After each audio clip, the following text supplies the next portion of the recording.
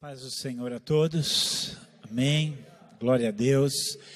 Eu quero ler com vocês Tiago, capítulo 5, versículos 7 e 8, que foi o versículo que serviu de base para toda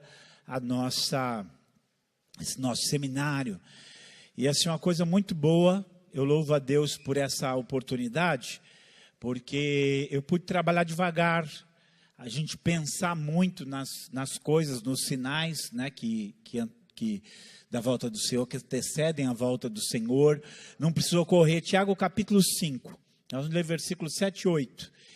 E então, hoje é o nosso encerramento, para a gente refletir algumas coisas que a gente viu. A gente vai fazer uma retrospectiva e pensar nos desafios que nós temos hoje como igreja, como povo de Deus, como líderes, né? Tiago capítulo 5, versículo 7 diz assim: sede, pois, irmãos, pacientes até a vinda do Senhor. Eis que o lavrador espera o precioso fruto da terra, aguardando com paciência até que receba a chuva temporã e serôdia. Sede vós também pacientes, fortalecei os vossos corações, porque já a vinda do Senhor está próxima. Amém. Versículo 8, vamos ler de novo. Sede vós também pacientes, fortalecei os vossos corações, porque já a vinda do Senhor está próxima. Glória a Deus. Glória a Deus.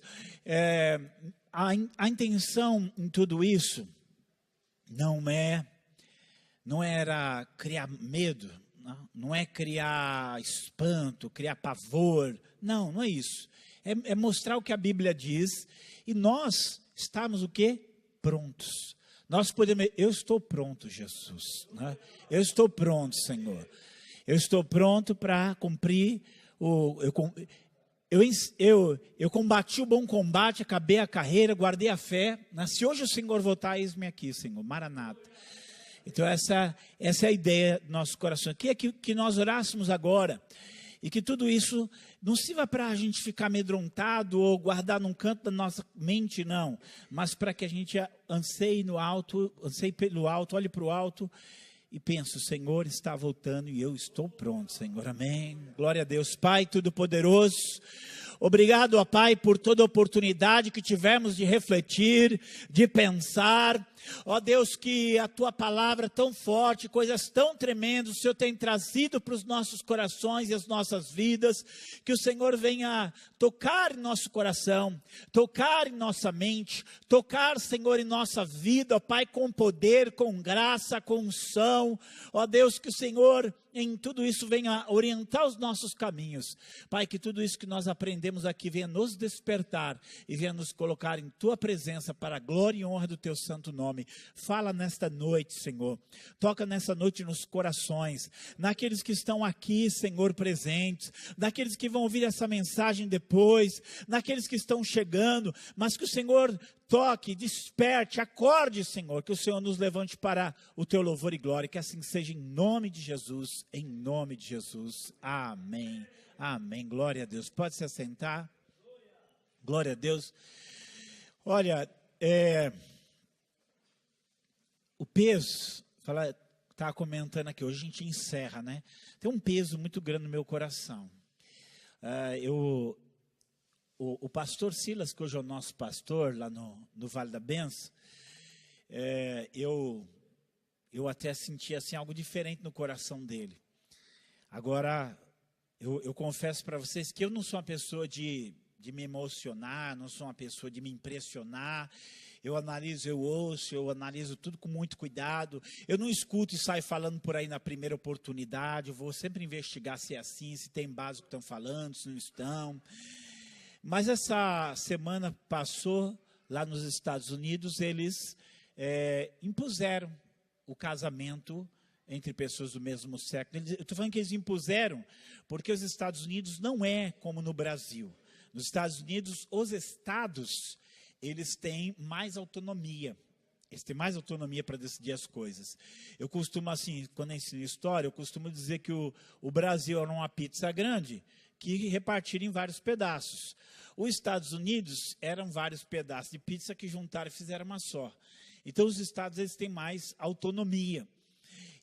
E o que eles fizeram, teve muito estado que está revoltado, porque muito estado lá tem evangélico, tem força e não aceitou aquilo. Então, a ação dos Estados Unidos, ela tem um reflexo assim, muito forte no mundo. Por quê? Eu conheço aquela história, dou aula sobre a colonização dos Estados Unidos. Aquele país foi fundado por cristãos, por puritanos, que estavam fugindo da perseguição na Europa e queriam um lugar onde pudesse servir a Deus em paz. As bases deles foram bases cristãs. Avivamentos, teve vários avivamentos lá, desde o Jonathan Edwards, que é em 1734, que foi um avivamento que quebrantou, varreu, estava aprendendo sobre ele esses dias, e os Estados Unidos se levantou como uma nação de vários avivamentos, levou o evangelho para várias nações do mundo, a visão cristã para várias nações do mundo. Então, esse ato dos Estados Unidos é um ato que fala mais, é mais do que simplesmente uma lei que foi... tem muita coisa por trás daí. E outra, quero que vocês pensem comigo. Vocês acham que as pessoas que elas praticam os atos homossexuais, elas estão preocupadas que o ato dela seja garantido por lei? Você acha que ela tem essa preocupação? Fala a verdade. Fala a verdade. Você acha que ela tem preocupação que a lei venha aprovar o que eles estão fazendo? Não, gente, nunca precisaram disso. Eles sempre fizeram o que eles fizeram, não se preocupa nem com a lei de Deus, quanto mais com a dos homens. Então, na verdade, esse ato não tem uma finalidade simplesmente regularizar alguma coisa que precisa de ser regularizada. Tem finalidade realmente de afrontar aqueles que discordam, de amanhã ser um instrumento de oposição àqueles que discordam. Então, eu pus esse vídeo aqui, é um vídeo muito interessante sobre isso. Eu queria começar vendo esse vídeo, antes de nós irmos para outras coisas. Mas só para a gente pensar um pouquinho. Pode pôr aí, vamos ver se vai dar certo rodar. Não sei o som.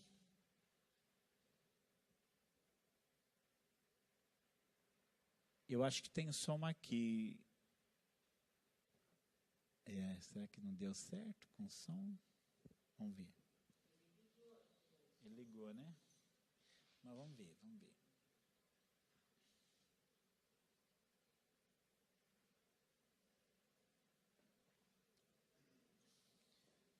Vamos ver, não sabíamos se ia dar certo, né? Ali está com som. O do computador está ligado? O som do computador? Que às vezes do computador não está, né?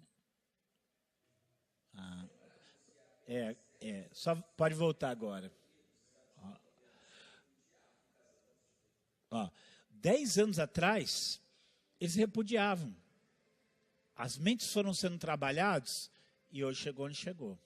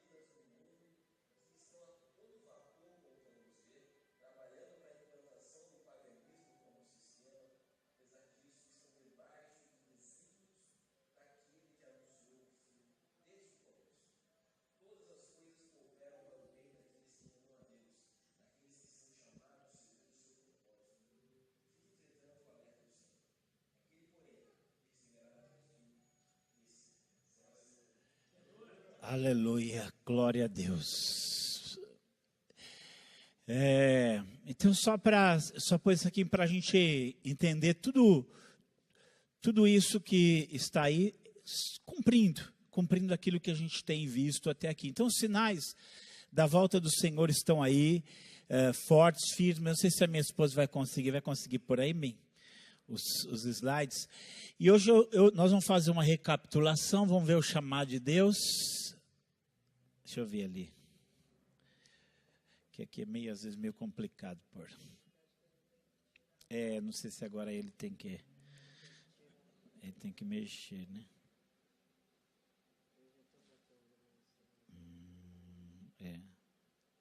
Então tá. Vê ali se você consegue. Isso. Amém, né? Amém. Então aqui a gente vê aonde chegou. Quando você lê Romanos 1, Paulo faz uma lista do afastamento do homem de Deus, e quando ele chega justamente nesse ponto, né? E agora a verdade é que esse pecado foi institucionalizado, uma institucionalização. Pronto, agora ele é legal, agora ele é certo, agora é normal. Então nós vamos ver algumas coisas aqui que nós já vimos, pode ir passando, vai passando agora. Pode passar, isso, passa, aqui. O que eu queria fazer uma chamada ao compromisso. Nós pensarmos, como disse aqui no vídeo, aconteceu justamente aquilo que Deus disse que ia acontecer. Não aconteceu nada diferente daquilo que Deus disse que ia acontecer, por pior que seja. Se nós pensarmos assim, tem perseguição, ele disse que ia ter perseguição, né? O pecado se multiplicou, mas ele disse que ia se multiplicar mesmo. Se levantou um camarada aí que ele está se opondo, tudo que se chama Deus se adora, está dizendo que tem que adorar ele. Se isso acontecer, está se cumprindo só o que diz. Mas Deus é aquele que continua sentado no trono. Deus é quem reina. Deus é quem reina. Então, por mais que o homem se volte contra Deus, ele não vai conseguir fazer nada, mas nada além daquilo que Deus permita que ele faça, porque Deus é Senhor. Amém? Então nós temos que, seja quais forem as circunstâncias, nós temos que saber que nós estamos no Senhor. O que nós temos que expor é como nós vamos viver, como é o nosso coração em tudo isso. Vamos ver se eu consigo mudar aqui. Consegui. Nós vimos seis sinais, né? Nós vimos esses 6 sinais aqui. Israel renasceu, pecado se multiplica, doença, guerra, fome, catástrofe, falsos profetas, evangelho chega ao mundo, um governo anticristão.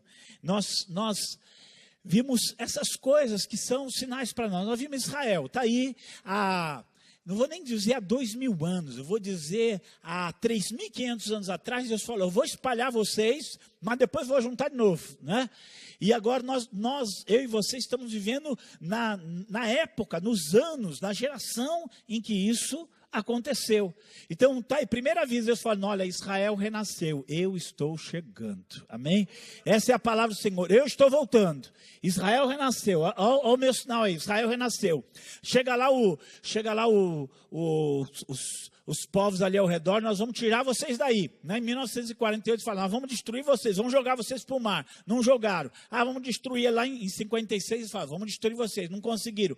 Depois de 67, vou destruir vocês, não conseguiram. 73, vou destruir. Estão falando até hoje. Não vão destruir por quê? Porque Deus falou, eu os plantarei na sua terra e não serão mais arrancados da terra que eu lhes dei, diz o Senhor. Amém? Então Israel está lá. Goste ou não goste, o mundo aceite ou não aceite, Deus pôs o sinal e o sinal está lá para o mundo ver. Iniquidade, gente. A gente não, aquilo que nós já vimos aqui, não é que nunca teve pecado no mundo e agora tem pecado no mundo. Não, gente, o pecado assumiu proporções. Gente, querer legalizar droga, legalizar homossexualismo, você sabe que tem um país que legalizou até prostituição, né? Prostituição é legalizado. Quer dizer, é legalização do pecado, legalização da iniquidade, legalização do mal. Então, nós estamos aí. Ou seja, não é... O homem não parou de lutar, o mundo parou de lutar contra o pecado. Ele começou a apoiar o pecado e começou a incentivar o pecado. Nós vimos aí. Aí vem as consequências. E olha, as consequências não vieram. Quando há uns 20 anos atrás, David Wilkerson, ele publicou um livro chamado Toca a Trombeta em Sião, em que ele falava dos juízos de Deus sobre os Estados Unidos por causa dos pecados dos Estados Unidos. Agora, se ele falou em pecado e juízo de Deus há 20, 30 anos atrás, imagine hoje com essas coisas acontecendo. E eu não falo só lá, no mundo inteiro. Então, o juízo de Deus, ele não tarda a vir, a gente já começa a sentir. Falsos profetas, falsos cristos, apresentando uma falsa salvação para o mundo, milhares de salvação aparecendo aí, pessoas se intitulando Cristo, se intitulando profetas, e o mundo indo atrás dele. Mas tem também os aspectos positivos. O evangelho está sendo pregado em todas as nações. Glória a Deus! Glória a Deus!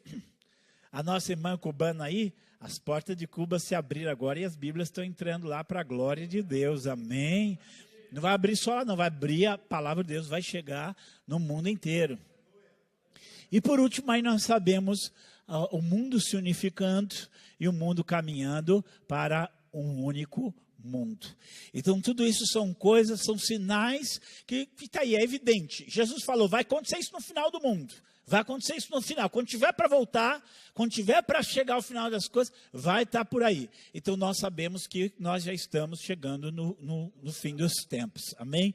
Nós vamos fortalecer o nosso coração, porque a vinda do Senhor está próxima. Glória a Deus. E aí eu quero compartilhar com vocês desafios, esses desafios da última hora. João escreveu lá, filhinhos, já é a última hora. Só que João escreveu há 2000 anos atrás, já é a última hora. Eu quero dizer para você que nós já estamos no último minuto, né? Nos últimos instantes. E olha, se tem agora uma necessidade, não você pode ver tudo isso, fala assim, você pode ver tudo que a gente viu e continuar dormindo, e continuar sendo a mesma pessoa, continuar vivendo da mesma maneira como você viveu, e achar legal, isso é muito legal, né? Isso aí poxa, bom isso aí, e isso não tem nenhum impacto na sua vida. Mas essas coisas, Jesus, ele falou para nos acordar. Jesus falou essas coisas para nos despertar. Jesus falou essas coisas para nós reagirmos. Ele deu o sermão lá em Mateus 24. Vocês lembram de uma das advertências que tinha lá? Jesus disse assim, vede que eu vou-lo tenho predito. Né? Sabe o que ele está dizendo? Eu já avisei. Né? Eu avisei para vocês. Então nós estamos vendo tudo isso aqui e simplesmente ficar parado. Eu não quero que vocês, se vocês perderem o sono por causa disso, é bom perder o sono mesmo. É bom perder o sono mesmo. Parece não é brincadeira não. Eu acordei de madrugada. Eu fui no banheiro e hoje a gente acaba pegando os vícios. Eu entrei lá para ver o Face, estava lá, Estados Unidos, aprova casamento, que me deu uma dor assim que eu não consegui mais dormir. Sabe, a gente tem que perder o sono. Perder o sono, a Bíblia, uma frase que diz assim, tem que perder o sono em perspectiva das coisas que sobrevirão ao mundo, Jesus disse. Porque os poderes do céu serão abalados. Então a gente tem que começar a pensar. Eu como crente, eu que conheço a verdade. O mundo, gente, o mundo está lá, está comemorando o casamento gay. O mundo está lá comemorando a liberação das drogas. O mundo está lá comemorando toda a sorte de pecado. Não está lá porque ele não enxerga. O mundo não sabe o que você sabe as coisas de Deus. O mundo não conhece o que você conhece Deus. O mundo não é o que você é de Deus. A Bíblia diz o quê? A Bíblia diz lá, 1 João capítulo 5, versículo 19. Sabemos, olha só, isso é muito forte, gente. Sabemos que somos de Deus. 1 João 5,18, aliás. Não é que você acredita que você é de Deus. Não é que você acha que você é de Deus. Não é que você pensa que você é de Deus. Lá diz assim, sabemos, eu sei. Quem sabe que é de Deus aí? Levanta a mão, dá glória a Deus. Amém. Sabe, a gente pensa que as coisas de Deus é coisa que a gente acha, a gente inculcou na cabeça. Não é inculcou não, eu sei o que Deus fez na minha vida, você sabe o que Deus fez na sua vida, você sabe o que Deus está fazendo na sua vida. Você sabe que Ele tocou você se tornou uma nova criatura, você sabe que Ele age em você, então você sabe que você é de Deus e que o mundo já é maligno. Aí tem 4 desafios de nós pensarmos, desafios dessa última hora que nós estamos vivendo, e desafio a gente responde, desafio a gente reage a ele, desafio a gente cumpre, né? Não, deixa eu ver aqui se eu conseguir. Deixa eu ver aqui. Aí. Deu certo. Olha só o que Paulo diz aqui. O primeiro desafio que eu queria falar é esse desafio da integridade. Porque imagina que nós estamos no mundo cercado de pecados. E a coisa mais fácil do mundo, e isso tem acontecido, é a gente se contaminar com isso, né? Sabe, porém, isto, que nos últimos dias sobrevirão tempos trabalhosos, porque haverá homens amantes de si mesmos, avarentos, presunçosos, soberbos, blasfemos, desobedientes a pais e mães, ingratos, profanos, sem afeto natural, irreconciliáveis, caluniadores, traidores, obstinados, orgulhosos, mais amigos do deleite do que amigos de Deus, tendo aparência de piedade, mas negando a eficácia dela. Destes, afasta-te. Então Paulo fala o que? Uma corrupção nos últimos tempos que pode nos afetar. A gente às vezes, assim, o mundo ele tem a sua maneira de pensar, a sua maneira de agir, sua maneira de ver, sua maneira de falar, mas você é diferente porque você é lavado e remido pelo sangue do Cordeiro. Você é diferente porque você tem um Deus na sua vida. Você é diferente. Então, alguém já disse assim que o primeiro desafio da igreja não é pregar o evangelho. Que o primeiro dever da igreja, sabe qual é? É ser digna de pregá-lo. Nosso primeiro desafio é nos manter íntegro. Sabe, as coisas ao nosso redor, a gente sabe, olha, infelizmente a gente sabe que tem muito cristianismo corrompido por aí. Não é uma questão de apontar nome, não é questão de isso ou de aquele, mas a gente sabe, às vezes a gente escuta histórias que nos entristecem. Coisas que às vezes acontecem por aí que nos fere o coração. Então o nosso primeiro desafio é: eu quero manter as minhas vestes brancas diante do Senhor. Amém? Abre Eclesiastes. Abre o livro de Eclesiastes, no capítulo 9. Eclesiastes 9. Eclesiastes 9, versículo 8.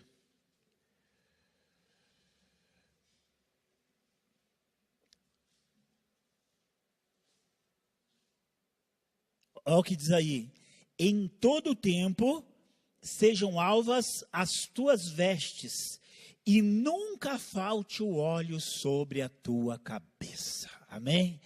Em todo tempo seja o quê? Alvas as tuas vestes, e nunca falte o óleo sobre a tua cabeça. Eclesiastes 9, 8. Sempre, se Jesus voltar hoje, eu vou dizer: vem Senhor Jesus, eu vou contigo. Amém? Olha o que diz aqui, essa outra passagem. Pregue a palavra, esteja preparado a tempo e fora de tempo, repreenda, corrija, exorte com toda paciência e doutrina, pois virá o tempo em que não suportarão ensino sadio, ao contrário, sentindo coceira nos ouvidos, juntarão mestres para si mesmos, segundo seus próprios desejos, e eles se recusarão a dar ouvidos à verdade, voltando-se para os mitos. Você, porém, seja moderado em tudo, suporte sofrimentos, faça a obra de um evangelista, cumpre plenamente o teu ministério. Então está aí, né? Eu trouxe algumas coisas aqui quando a gente viu a multiplicação. Está aí. Coisa assim, não tem importância. Não tem. Às vezes é difícil, as pessoas não estão mais separando o santo do profano, né? Você olha às vezes, vou só aqui uma.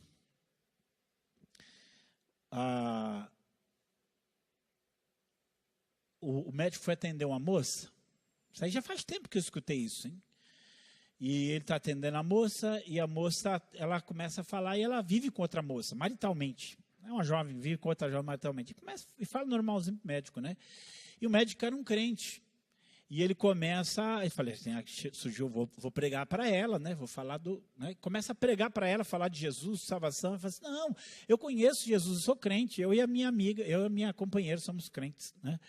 Então assim, aí fala, não tem diferença entre um e outro. Então o chamado de Deus para nós é para que nós sejamos santos, amém? Para que nós sejamos puros, para a gente se guardar. Não é que nós vamos ser perfeitos, não. Sabe, às vezes a pessoa, ela fala assim, não, mas você não é perfeito. Não sou mesmo não, eu não sou não. Mas eu quero estar em santidade ao meu Deus. A Bíblia diz, sem santificação ninguém verá o Senhor, né? Então essa é a nossa busca. Eu quero estar mais puro, eu quero estar, quanto mais longe eu puder estar do pecado, quanto mais longe eu puder estar do erro, melhor. Eu não preciso me alimentar com o que é erro. O primeiro dever da igreja é esse, é estar pura, é estar limpa. Mas sabe, hoje, às vezes para algumas igrejas, para crescer, vale qualquer coisa, né? Sem freio, sem nada. Eu não quero só, nós não precisamos nos persuadir a crescer só em número, nós temos também que crescer em santidade diante do Senhor.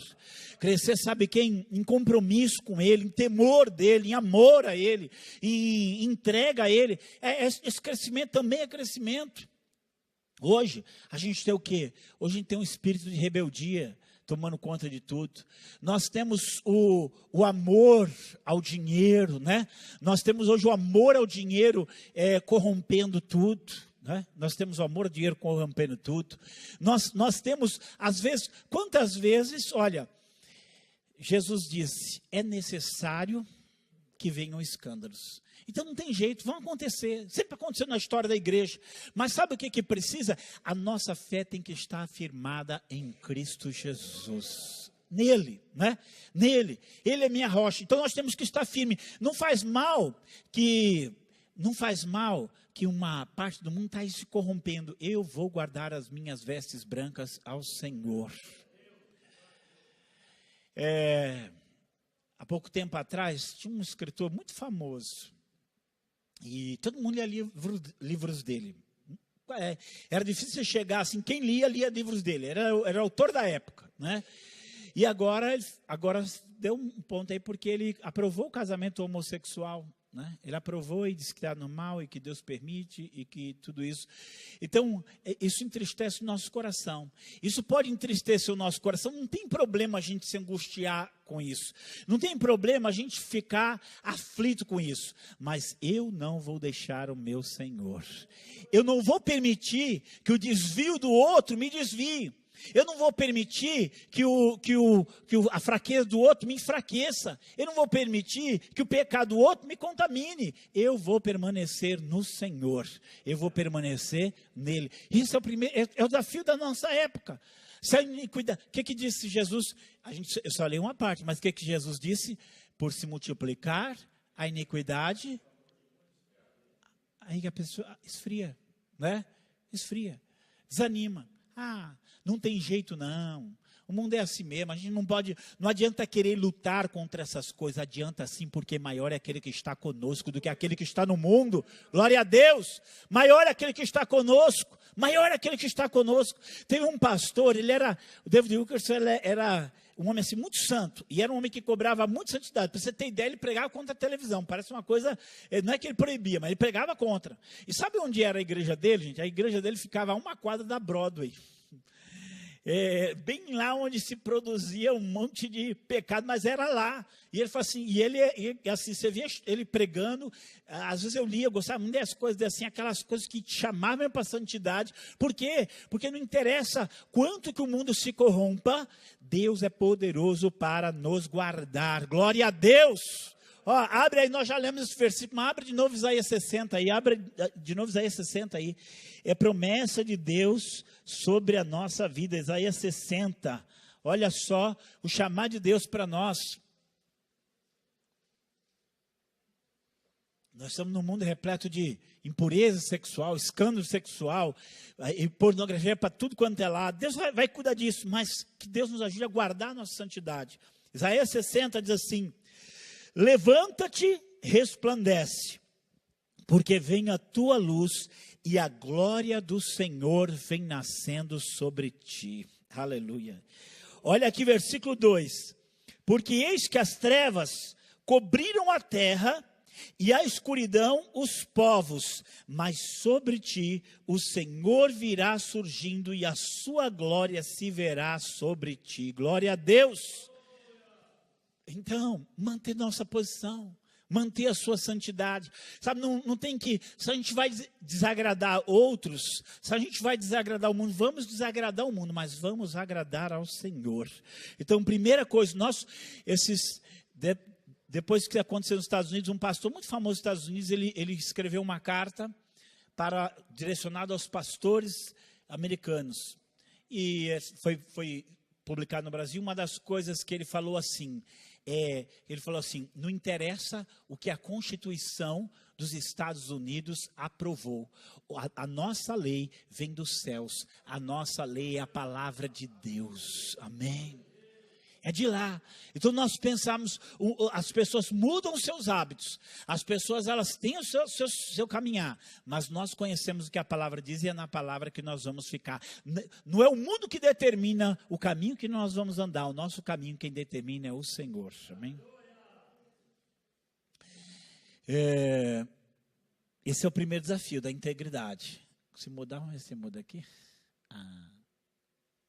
Espera aí. Aí nós temos o segundo desafio. O segundo desafio, gente, é o desafio da oração. Vocês conhecem essa parábola? E Jesus termina ela fazendo uma pergunta que está relacionada ao final dos tempos. Olha só aqui. E contou-lhe também uma parábola sobre o dever de orar sempre e nunca desfalecer, dizendo: havia numa cidade um certo juiz que nem a Deus temia nem respeitava homem algum. Havia também naquela mesma cidade uma certa viúva, ia ter com ele, dizendo: faz-me justiça contra o meu adversário. E por algum tempo não quis, mas depois disse consigo: ainda que não temo a Deus, nem respeito aos homens, todavia como essa viúva me molesta, hei de fazer-lhe justiça, para que enfim não volte e me importune muito. E disse o Senhor: ouvi o que diz o injusto juiz. E Deus não fará justiça aos seus escolhidos, que clamam a Ele de dia e de noite, ainda que tardio para com eles? Digo-vos que depressa lhes fará justiça. Quando, porém, vier o Filho do Homem, porventura achará fé na terra? Ele está relacionando essa questão da oração. Quanto mais o tempo passa, olha, se tem algo que nós precisamos crer e praticar e fazer é orar, porque quando nós oramos, Deus se move, amém? Mesmo nas trevas mais escuras, mesmo nos momentos mais terríveis, nós oramos e Deus age, né? E Deus age. Eu queria que você pensasse um pouquinho, quando você pensa um pouquinho no islamismo, você olha assim, gente, esse povo... eles não vão se converter nunca, porque a mente deles já está cauterizada com um monte de engano, com um monte de mentira, com um monte de coisas diabólicas, e eles não vão se converter nunca. Mas Deus está trazendo muitos deles a conhecer os seus filhos, amém? Olha, eu estava vendo assim que a previsão é que já tem milhares de muçulmanos convertidos e que outros milhares vão se converter. Sabe por que isso está acontecendo? Porque a igreja está orando, né? A igreja está orando. Esse aqui é o título de um livro, gente. É a geração que desaprendeu a orar. E se tem um desafio nosso aqui, é aprender a orar. Porque, olha, os homens podem resistir às nossas palavras, mas quando nós oramos, Deus se move e as coisas acontecem, né? Não tem jeito. Então muitas pessoas vão ser quebrantadas com oração. Tem uma missionária no Vale, tem um testemunho muito bonito. Ela já está há vários anos na África. E essa moça, aliás, hoje ela é uma senhora, né? Mas quando ela era moça, a vida dela era uma vida desregrada. Sabe assim, aquilo que Paulo escreveu lá? O que eles fazem às escondidas, até dizer vergonhoso. Então, só falar o que ela fazia. Ela pegava um avião para ir para o Rio para pecar, só para você ter ideia. Passava o final de semana pecando, depois voltava para casa. Um dia ela chegou em casa e a mãe dela era de madrugada, e a mãe dela estava orando e chorando por ela. Ela entrou no quarto dela, ela chorou. Aquilo quebrantou o coração dela. Ela não mudou naquele dia. Ela continuou ainda um tempo naquela vida depravada, mas hoje ela é uma missionária abençoada e frutífera para a glória de Deus. Porque a oração vai fazer as coisas. Então, olha, se tem um desafio agora, se era importante orar há 100 anos atrás, 200 anos atrás, se tem algo que a gente tem que reaprender, é orar. Nós esquecemos como orar, gente. Nós não sabemos, fala assim, ó, nós não sabemos mais como orar. Só vou dar um exemplo. Quando eu me converti, da década de 80, as vigílias elas começavam 10 horas da noite e iam até 6 horas da manhã. Quem lembra disso aí? Quem lembra disso? Ia.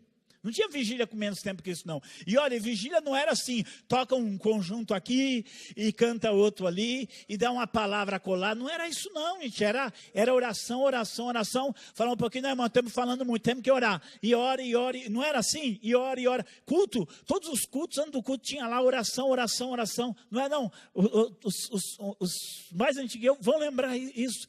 Então, que Deus tenha misericórdia de nós. E que Deus trabalhe na nossa vida de oração, para que a gente comece, que a gente reaprenda isso. Que Deus traga isso no nosso coração, porque nós não vamos, a nossa luta, ela não é contra a carne e o sangue, mas a nossa luta é contra principados, potestades, contra as hostes, contra as forças espirituais da maldade nos lugares celestiais. E se a nossa luta não é contra a carne e o sangue, a nossa força também não vem da carne e do sangue. A nossa força vem do Senhor. A nossa vitória vem do Senhor. Sabe, a nossa capacidade vem do Senhor.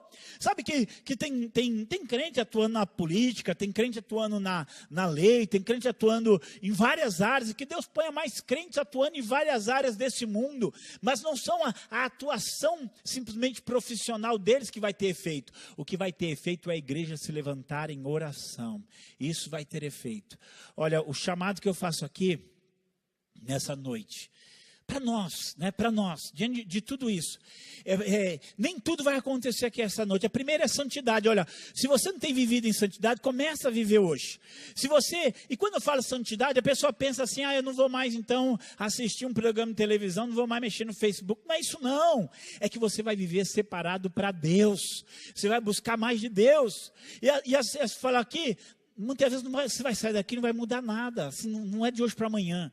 Mas eu quero que você se conscientize, nós como crentes, nós vamos vencer orando, de joelhos, né?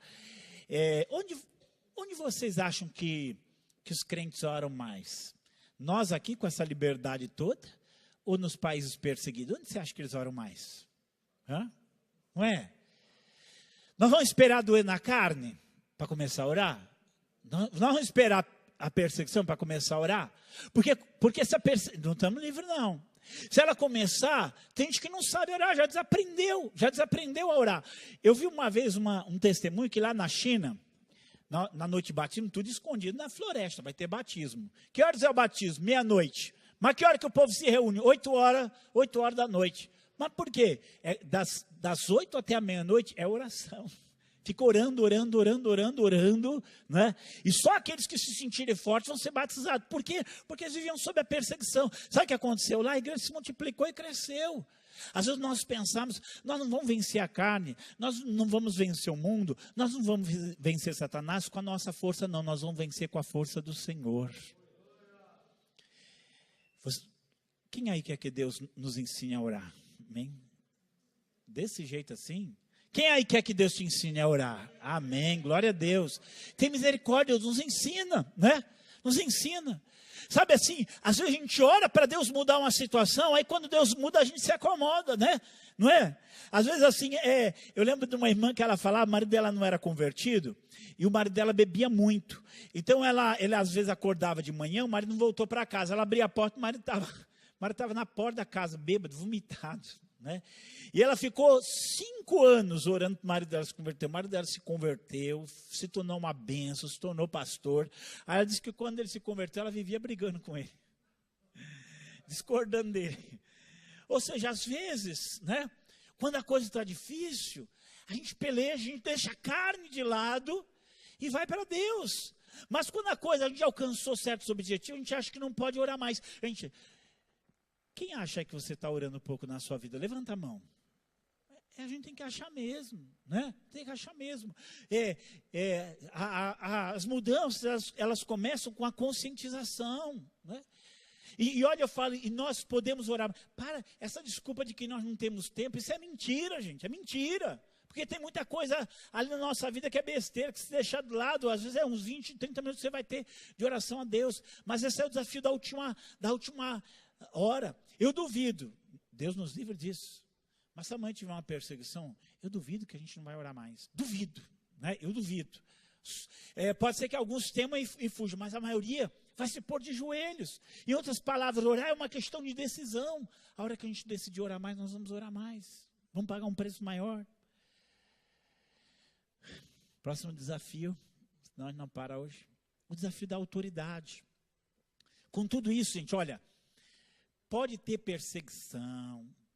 O mundo, vocês viram lá aquele vídeo, eles falando do cartaz que estava lá, né? A Constituição é a nossa proteção contra a Bíblia da intolerância, né? Ali está mostrando, na verdade, o que eles querem. Mas eu quero que a gente tenha consciência de uma coisa. Nós estamos do lado daquele que tem toda a autoridade nos céus e na terra. Essa é a verdade. E não é para nós assumirmos uma posição de só. Você pode. Olha, alguém diz assim: pode ter o mundo inteiro contra você, mas se você está com a verdade, você é maioria. Né? Você é a maioria. Então nós sabemos que nós estamos do lado da verdade. Pode estar o mundo inteiro falando mal de Jesus e contra Jesus, mas se você está ao lado dele, você é a maioria, porque Jesus é a verdade. Podem estar queimando Bíblias, podem estar falando mal contra a Bíblia, podem estar proibindo a Bíblia, mas enquanto eu estiver com ela, eu sou maioria, porque a Bíblia, a palavra de Deus é a verdade. Então nós temos que pensar, às vezes, a nossa tendência, às vezes eu falo, em trabalho, em escola, em qualquer lugar, às vezes nós olharmos para nós assim, e por causa da maioria pensando errado, nós achamos que nós somos inferiores, mas não, você tem a autoridade de Deus na sua vida, glória a Deus. Quando Deus mandou Ezequiel, a gente às vezes pensa assim que falar a verdade significa que todo mundo vai nos seguir. Muita gente pensa que se uma coisa faz sucesso, é porque é verdadeiro. Não é não, gente. Está cheio de mentira fazendo sucesso, e está cheio de verdade sendo rejeitado. Quando Deus mandou Ezequiel, Deus falou assim para Ezequiel. Sabe o que Deus falou para Ezequiel? Ezequiel vai lá e fala. Quer eles ouçam, quer eles deixem de ouvir, vai e fala, para que eles saibam que houve um profeta no meio deles. Não interessa se não vão acreditar, né? Começando com o pastor, ele prega, não interessa. Daí não acreditou, e qual o problema? Não acreditaram em Jesus, né? Mataram os profetas, e eles estavam com a verdade. Eles estavam falando a mensagem que veio dos céus. Então eu quero que você saiba que a autoridade de Deus está com você. Glória a Deus. A autoridade de Deus está com você. Olha, eu vou contar. Tem uma moça que morou um tempo lá no Vale, e ela foi estudar comunicação na faculdade. E todo semestre tinha um professor que ficava falando mal da Bíblia e falando mal de crente. Agora eu quero que você pense assim, por quê? Faculdade de comunicação, vai dar aula de comunicação, vai ensinar o que você tem que ensinar, mas está lá. Isso é geral, gente, é geral. Você vai, um ou outro escapa, mas a maioria das vezes vai estar lá falando mal. E ela, se eu falar mal, e ela era aquelas mulheres meio invocada, um dia ela fala assim, quer saber de uma coisa? É verdade, vocês não têm que ler a Bíblia não, porque se vocês lerem a Bíblia, vocês não vão para o inferno, e vocês têm que ir para o inferno. Eu quero ir para o céu, mas vocês têm que ir para o inferno, então não leia a Bíblia não, porque se vocês forem, vocês lerem a Bíblia, vocês vão ir para o céu, e não é para vocês ir para o céu. E ela falou assim mesmo. Aí ela disse que quando terminou a aula, não, ó, eu às vezes falo assim, eu concordo com a professora, mas eu leio a Bíblia, eu gosto da Bíblia, eu acho que a Bíblia tem muita coisa boa. Tá? As pessoas mudam, a gente, sabe, às vezes a gente fica amedrontado, mas eu quero que você saiba, você tem a verdade nas suas mãos.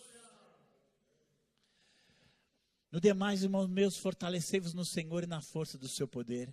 Revesti-vos de toda a armadura de Deus para que possais estar firmes contra as astutas ciladas do diabo. Porque não temos que lutar contra carne e sangue, mas sim contra principados, potestades, contra os príncipes das trevas desse século, contra as forças espirituais da maldade nos lugares celestiais. Portanto, tomai toda a armadura de Deus para que possais resistir no dia mau e, havendo feito tudo, ficar firmes. Glória a Deus. Glória a Deus. Ali a armadura, entendi a armadura ali, né? Eu quero que você pense nisso. Esse é o desafio de quê? Da autoridade. Gente, não, é uma batalha. Você lê a Bíblia, a linguagem bíblica é uma linguagem de batalha. Lê o Novo Testamento, né? Você pensa, não é só lá no Antigo Testamento, tem a demonstração da guerra, mas se eu ler o Novo Testamento, o que Paulo diz? Combati o bom combate, não é? Ele fala, combati o bom combate. Você lê Efésios 6, o que é? É uma guerra. 2 Coríntios capítulo 10, versículo 4, 5, diz o quê? As armas do nosso combate não são carnais, mas são poderosas em Deus para a destruição das fortalezas. Glória a Deus. Destruindo todo sofismo, todo raciocínio enganoso, né? E toda altivez que se levanta contra o conhecimento de Deus, levando cativo todo o pensamento à obediência de Cristo. Você vai olhar a Bíblia inteira, Paulo escreve lá para Timóteo, sofre as aflições como um bom soldado de Jesus Cristo. Glória a Deus. Né? Então a linguagem bíblica é essa, né? É de batalha mesmo, porque ele sabe, tem um autor que ele é muito, já faleceu ele, mas que eu li até uns textos dele aqui, que é o W. Tozer, tem um livro dele chamado assim, Este Mundo, lugar, mais ou menos assim, lugar de passeio ou campo de batalha. Você não está aqui nesse mundo para passear não, aqui é o nosso campo de batalha, porque o nosso descanso é lá na glória. Nós não temos aqui cidade permanente, mas buscamos a futura.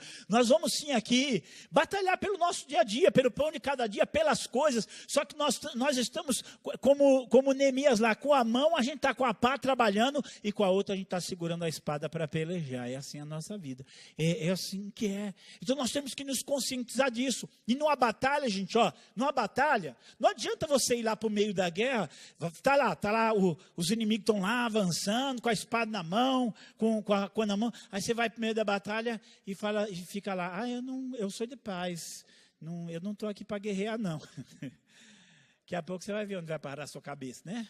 Então assim, não adianta, o que eu quero dizer assim, esse mundo não é, a Bíblia não diz o mundo jaz no maligno, né? A Bíblia não fala o Deus desse século cegou o entendimento dos incrédulos, a Bíblia não fala tudo isso. Então assim, esse lugar aqui não é meu, né? Um dia vai ser meu, mas hoje não é meu, hoje não é meu, hoje se levanta contra mim, mas eu não vou ter medo não, porque maior é aquele que está comigo do que aquele que está no mundo. Glória a Deus, eu não vou temer não. Sabe onde você está? Você está em Cristo. Amém? Você sabe, não sei assim, se você já teve experiência de expulsar demônios. Não sei se você já teve essa experiência. Mas se a gente pensar bem, gente, você já imaginou? Um demônio, gente, ele é um anjo caído. E a Bíblia diz que os anjos são maiores em força e poder do que o ser humano. E de repente você tem uma pessoa endemoniada, você manda aquele espírito embora, e ele vai. Ou você ora por ele, e ele teme. Mas por que ele teme? Por que isso acontece? Eu vou dizer por quê. Porque Jesus, ele morreu naquela cruz. E a Bíblia diz assim, que quando ele morreu lá na cruz, ele estava despojando principados e potestades, que ele estava expondo eles publicamente ao desprezo e triunfando deles lá na cruz. Glória a Deus! Mas não é só isso não, porque Jesus morreu, só que Jesus não ficou lá naquele túmulo, Jesus ressuscitou. Glória a Deus! Glória a Deus, olha lá, que glória a Deus é bonito. Glória a Deus. E olha, isso aqui gente, isso aqui não é a minha religião que ensina isso. É a verdade, foi isso que aconteceu. Jesus ressuscitou. E aí, a Bíblia, a coisa não para por aí. A Bíblia diz que Deus ressuscitou Jesus dentre os mortos e o fez assentar-se acima de todo principado, acima de toda potestade, acima de todo domínio e poder que possa se nomear, não só nesse século aqui, mas também no vindouro. Glória a Deus. Isso significa o seguinte, que a maior autoridade desse mundo aqui é Jesus. Glória a Deus. Hoje ninguém está vendo, mas vai chegar o dia em que todo joelho no céu, na terra, embaixo da terra, vai se curvar e vai confessar que Jesus Cristo é o Senhor para a glória de Deus Pai.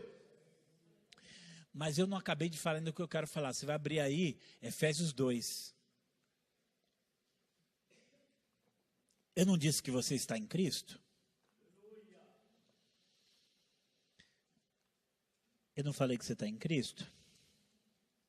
Você está. O que a Bíblia diz é a verdade. Não é? Eu às vezes não sinto isso. Às vezes você acha que você não é nada, eu acho que eu não sou nada, e realmente nós não somos nada. Mas nele nós podemos todas as coisas. Efésios 2, olha só o que diz assim, versículo 5. Não, a gente pode ler o 4. Olha o 4 que diz aí. Mas Deus, que é riquíssimo, diga riquíssimo. Riquíssimo em misericórdia, pelo seu muito amor com que nos amou, estando nós ainda mortos em nossas ofensas, nos vivificou juntamente com Cristo, pela graça sois salvos. E o que ele fez? Nos ressuscitou juntamente com ele, oh glória. E o que mais ele fez?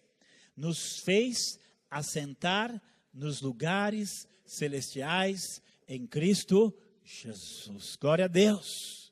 Quando eu tenho autoridade para repreender o mal, não é porque eu nasci com isso, não é porque eu sou bonzinho, mas é porque eu estou assentado nas regiões celestiais em Cristo Jesus. Eu estou nele. Então eu tenho essa autoridade. Então nós temos que aprender a usar as nossas armas. Está lá, Efésios 6, está lá. As armas estão lá. Aprender a usar essas armas. Olha, você pode... Quando eu não converti, eu vi umas mensagens, assim, participei do seminário, foi muito enriquecedor para mim. Eu lembro assim do pregador, é muito engraçado, e ele falava mais ou menos assim, às vezes, ele falava assim, que às vezes assim, parece a briga do nordestino com paulista, né? Paulista está com uma metralhadora na mão, e o nordestino está com a peixeira, né? E aí o nordestino, aí o paulista fala, vou destruir você. E o nordestino, vem cá que eu te corto todo. E o paulista está lá com a baita de uma metralhadora, e ele está recuando, e o nordestino, vem cá, e ele sai correndo do nordestino, com a peixeira na mão. E ele pega a metralhadora dele e vai embora.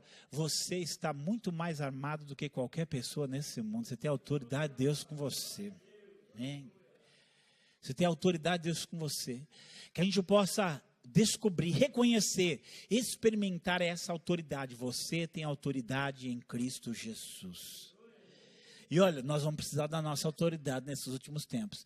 E o último, gente, só para terminar, a nossa tarefa. Olha, eu gosto de dizer assim, não interessa quantos anos você tem. Se você está vivo, é porque Deus tem um propósito para você. Não é? Você está aqui ainda porque tem um propósito para você. Acho que eu já contei aqui, minha sogra, o sonho dela era ser missionária entre os muçulmanos. E eu tentei tirar isso da cabeça dela a vida inteira, porque imagina, 88 anos querer ser missionário, tá tarde. Com 88 anos ela tirou o passaporte, foi para uma comunidade islâmica lá na Venezuela e foi pregar para os muçulmanos lá na Venezuela, né?